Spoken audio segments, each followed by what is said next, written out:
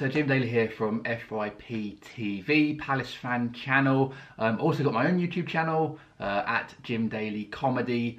Link will be in the description, so check that out. Loads of sort of comedy football things and videos. A lot of them taking the piss out of Arsenal actually, so you'll probably enjoy those quite a lot. Anyway, I'm here to answer some questions ahead of Sunday's game at Wembley between Spurs and Palace, so let's do it.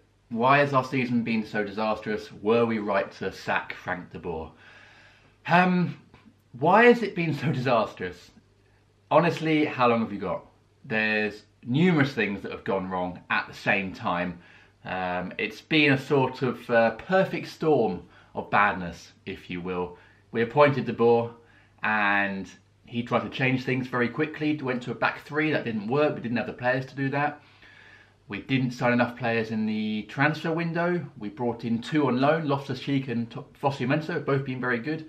We signed Mamadou Sakho at the last minute, who's obviously good for us on loan last season. And we signed Jairo Riedewald, who's a Dutch defensive midfielder slash defender that de Boer was desperate to get. But there were still numerous holes in the squad missing. We needed backup striker, which we didn't have. Probably another midfielder, backup winger. Didn't get any of that. New goalkeeper, maybe. So that's an issue. We've had some bad luck with injuries. Benteke picked up an injury, being our only striker. Wilf Zaha was missing for ages. That really hurt us, given our lack of depth that we talked about. We've had bad luck in games. You know, away at Burnley, we had 20 shots on goal and we couldn't score a goal. So lots of things have happened. You know, the sort of bad luck you get throughout the season that sort of plays out over 10 months, we've had it all at the same time. That's not to say that we don't deserve to be down there, because we have played very badly in some games. But, you know, there's been other elements in it. And were we right to sack de Boer after only 4 league games? Well, probably not. He probably deserved longer. You know, if we'd got to 10 league games and we were still doing as badly, you could say they were within their rights to get rid of him. Because he might have turned things around. And in his last game at Burnley, when we had those 20 shots, we did play quite well, very well actually, and deserved at least a point, if not all 3. And that was the game where you thought, oh, okay, things might be turning for de Boer here. But apparently, the board had already decided to sack him before that game. So we'll never know. But this is Palace. This is the roller coaster we're on. This is what we do. Will Hodgson keep Palace up? That is the $1 million question, which I really don't know. I hope so. And I do feel like in the last couple of weeks, with our win over Chelsea, our draw against West Ham, and our performance up at Newcastle, where we lost 1-0, but we played very well, there's definitely signs that he is getting the confidence back in the team. He's getting a more solid system. He's getting Wilf Zaha literally back from injury and getting the best out of him.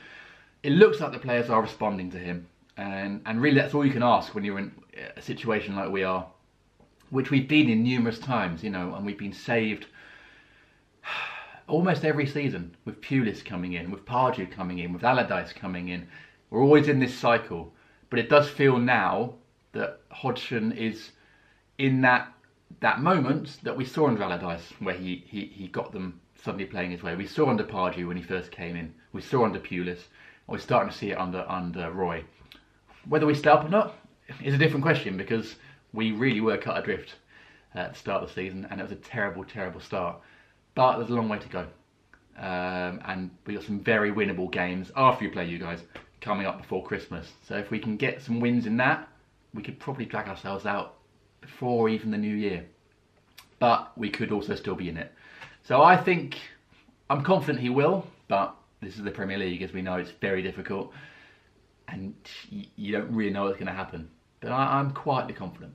Do I think Zaha is good enough for Spurs, and how much would it cost?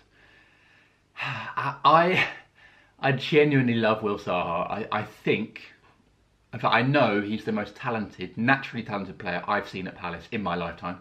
And I started supporting them, or going to games. My first game was 1992, but I started regularly going to games in the late 90s. And we had Lombardo, we had Matt Jansen. We've had some good players down the year, but none of them have quite been as naturally talented as Wilf Zaha. The things he can do with the ball are just incredible. And he's been doing them since he broke into the first team at 17 or 18. Do I think he's good enough for Spurs? Yes, I genuinely do. Do I think he'll fit into Spurs? That's a different question. You know, you play a very different system to us. We thrive on the counter. We thrive on soaking up pressure and hitting teams at pace and at skill on the counter-attack, and Wilf is perfect for that. You guys don't do that. You play a very different, expansive game. And Wilf, at times, when we've tried to play that, and at Man United, when he didn't really get a chance, it gets lost in those kind of systems. So is he good enough to play for Tottenham? Yes, definitely. Does he fit into the way Tottenham play? That's more debatable. But the guy is super talented, and he's now adding goals. Well, he's been doing it for a while, but he's adding goals, assists, maturity, the right ball. He's turning into a perfect player. I genuinely think he's good enough for someone like Barcelona or Real Madrid. Genuinely, maybe not now, but if he keeps developing in the way he is, I think he could be. How much it will cost you guys? I mean, in the current market, when players are going for crazy money, I don't think 60 or 70 million is out of the question. I mean, could we hold out for 100 million? Maybe that's crazy. I mean, it's Palace. That does sound crazy, but we spent 28 million on Benteke, and Wilf is a much, much better player than that. And if you're a top 6 team, top 4 team, top 2 team, top 1 team, as you guys would like to be, and you're trying to buy players, there'll be a premium. So I'd say at least 60 million, which is crazy money, but he's worth it. Do I see Spurs as title challengers, and who do I fear when we play Spurs? Everyone. Your team is absolutely packed with quality. I genuinely think it's the best first team in the Premier League. Maybe Man City. But it's definitely up there. You have some players in their position who are potentially the best in Europe. In Harry Kane, at the moment, definitely the best striker in Europe. I think certainly the most fearful, the most on form, and he's probably the player I fear most. Although he doesn't have a brilliant record against Palace actually down the years, but he can turn anything into a goal. But you've got Lloris in goal, who's a superb goalkeeper. I think one of the best in Europe. In Dele Alli, you've got a player who, even though I dislike him, he's one of those players that, he's niggly. He's so annoying, but he's very good. And has obviously played well against us in the past, scored that goal at Sellers a couple of years ago. So you do have quality. I love Christian Eriksen. I think he's brilliant. I think he's one of the best midfielders in the Premier League. I think he's underrated by a lot of people. And you've got a great defence. Vertonghen, Alderweireld. I really like Kieran Trippier. I wanted Palace to go for Trippier when he was at Burnley. Once he went to you guys, I knew there was no chance of us getting him. Even with Walker in the team, it was obvious that he was going to take over his place. So you guys have got quality. Can you be title challengers? Yes. Can you actually win the title? I mean, you should be challenging. You should be there come the end of the season. If you keep Kane fit, and Ali fit, and Eriksen fit, and Dembele is also underrated. You keep Lloris in goal. I think backup-wise, you guys maybe don't have the best in terms of depth of squad, but that first team is quality, and you should be challenging. I'd say it's between you and City for the title, maybe Man United as well, but they're so boring. So yeah, you could and you should. How is Andros Townsend getting on at Palace? He's had an up and down time. It took him a while to settle when he first joined us in the summer of 2016. He didn't like playing for Pardew, really, and as soon as Pardew left, a few months later in December, he started to thrive under Allardyce. He likes to play in a team, I think, that, again, like Zaha, has basic instructions, which is soak up the pressure, hit them on the counter, run at people, take people on, and then play the simple ball. And Andros is good at that. He's very much a confidence player. You can see it in him when he's not having a good game. His shoulders go down, but when he's playing well, his chest is out. He looks like a foot taller, and you can see the smile on his face. Like he's difficult to dislike because he genuinely seems to be enjoying his football, and that makes you as a fan enjoy it. He seems like a nice guy as well. In interviews, always comes across very down to earth, and seems like he cares about not just Palace but playing football. He actually cares about playing well, and seems to be out there for the love rather than the money. Although I'm sure the money isn't that bad. Hopefully he'll score against you guys on Sunday. We don't seem to have many ex-players that do that to other teams, but hopefully he will. But he's certainly playing a very, very vital role. He did that under Allardyce last season, with him and Wilf supporting Benteke. Now it's sort of him and Wilf up front in a double false nine, with Benteke out injured. But they're doing very well, and they're working very hard. They link up well. And Andros is playing a big, big part for us at the moment. So yeah, a very important player for us. I feel like he's probably now at the right team for him.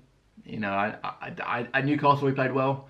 Didn't really happen for him at Spurs, but I think at Palace it's just about the right sort of level, the right sort of team for him to thrive. And he is. So yeah, thank you very much.